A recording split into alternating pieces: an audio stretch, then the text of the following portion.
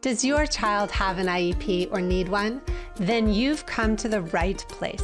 If they have special education services and you've sat in an IEP meeting before, then you've seen all the different paperwork coming your way. Then you go home and you're like, that's not what we talked about. We're gonna fix that right now. That's why inside this video, I'm taking you behind the scenes of IEPs to talk about the fourth part of my 5-part series, how to fix your IEP when it comes to drafts, specifically assessment drafts and IEP paperwork, so you know what they look like, why you need them, and how to get them for your child before your next IEP. Hey, what's up? I'm April Rarig, your special education advocate to make IEPs and 504 plans so much easier. If you're new here, go ahead and click on that subscribe button to get more videos like this in your inbox, and follow us on Instagram at RiseEdAdvocacy. Here's what you need to know about IEPs. Individual education plans, also known as IEPs, are regulated under IDEA law. The problem is, as parents, we're not given the instructions or the training. So when IEP meetings go sideways, you don't have the playbook, just like everyone else on the team, to fix your IEP.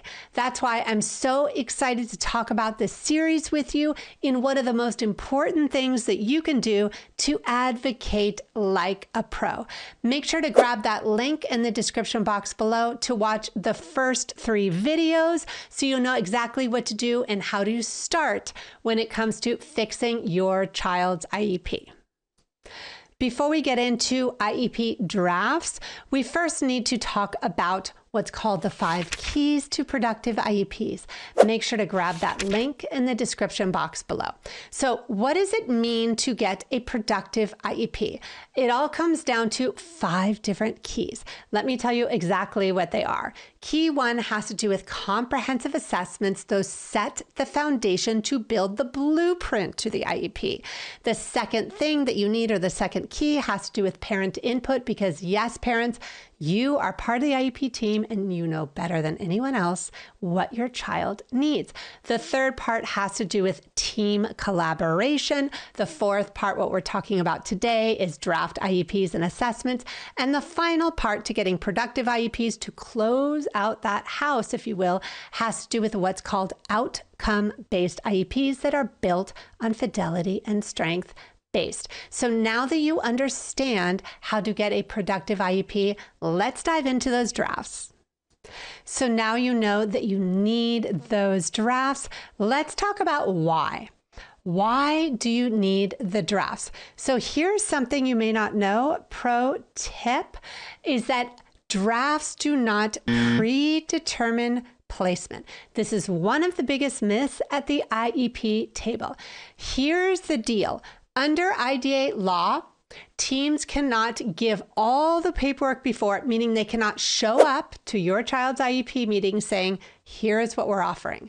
That is not what's called meaningful participation. However, you can request drafts because under procedural safeguards, that's reason 1, you are able to access your child's information. So for example, in California, where I am, you're able to request drafts up to 5 days before an IEP or an assessment, as long as the information is ready beforehand. Also, if you live in the state of Illinois, you are able to get drafts 3 days before your meeting. Did you know that? Reason 2. Drafts give you more time. Instead of being rushed at the IEP meeting where they're just rushing through all the paperwork, you have time to sit at home and take a look at it before the meeting even starts. Number 3, drafts also give you the ability, in order for your team to finish what's called the offer of FAPE, meaning they can get through the entire meeting because they've already given you a bunch of information before the meeting actually starts. Number 4, getting drafts before the meeting gives you time to ask questions. That's because you already have the paperwork, so you can sit there during the actual IEP and say, okay, well, I'm not clear about this. Can you explain more about that? Tell me what you mean. I noticed this on the paperwork. You can actually meaningfully participate during the meeting instead of just being completely overwhelmed and looking at the paperwork for the very first time. Number 5, getting drafts before the meeting.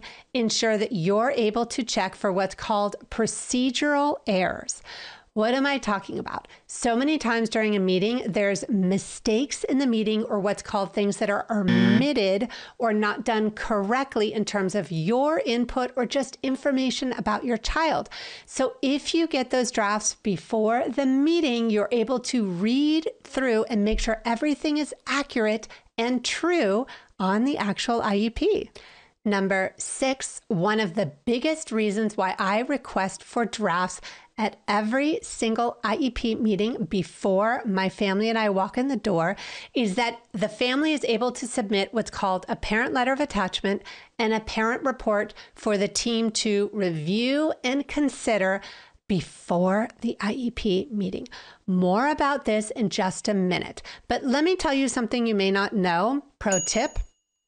Special education advocates generally spend about 90% of our time before every single IEP meeting getting drafts, getting paperwork, getting prepared. That way there are no surprises and we know exactly what the team is going to do. Generally during a meeting, we're just reviewing the information. That's why as a special education advocate, I never just walk in completely unprepared. If I do that, then every single IEP meeting is going to go sideways. That's exactly why as parents, you have the same ability that I do as an advocate to get that draft paperwork before you walk in the door.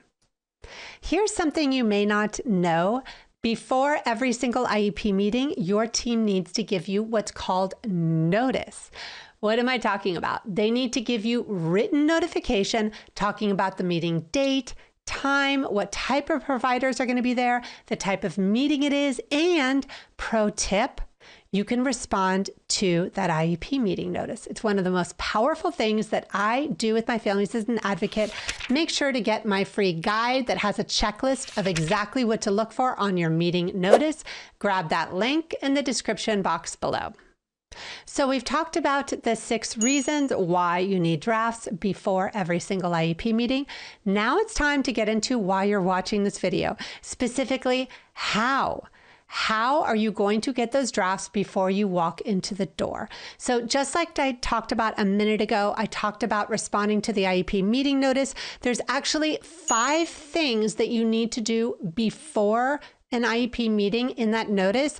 Make sure to watch my video that lays out completely in depth all the things that you need to do before you walk in the door. Make sure to grab that link in the description box below. So let's dive into specifically more when it comes to exactly how you're going to get the drafts. So one of the things I talked about earlier was called a parent letter of attachment and a parent report. I've got a do-it-yourself IEP template right here, and it lays out exactly what you need to do in terms of an IEP meeting.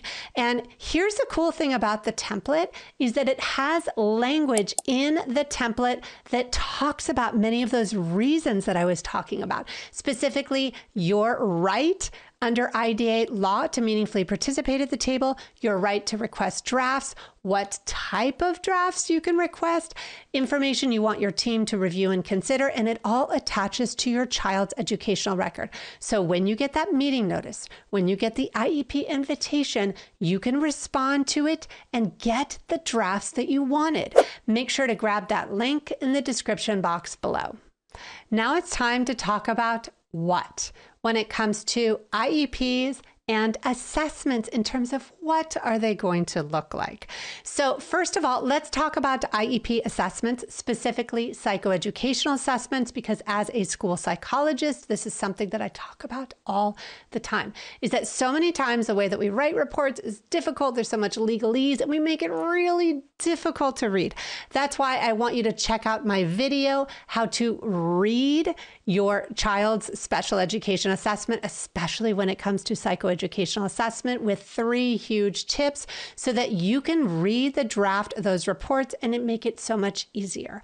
Make sure to grab that link in the description box below. The other part that I want to talk about in terms of the what has to do with how to read your child's IEP. Just like I mentioned at the very beginning of this video, is that parents aren't given IEP training. Well, that's about to change right now. Make sure to check out my IEP meetings workshop that gives you parents training so you know all the different parts of the IEP, what they mean, what they look like, how to read the parts of the IEP, and how to meaningfully participate at the table. So when you get the draft assessments, when you get the draft reports, when you get the draft IEP documents, you know what to ask for and how to get it. Make sure to grab that link in the description box below. So now you know part 4 when it comes to how to fix your child's IEP when it comes to drafts, specifically the 6 reasons why you need them, what they look like, and how to get them for your child. Let me ask you something. Have you actually gotten drafts before your child's IEP? Make sure to put in the question link description box below if you have or if you haven't. I want to hear your concerns. Speaking of that, do you want me to do another video? Yep, put it there too. Make sure to like and subscribe to get more videos like this in your inbox, and follow us on Instagram at RiseEdAdvocacy.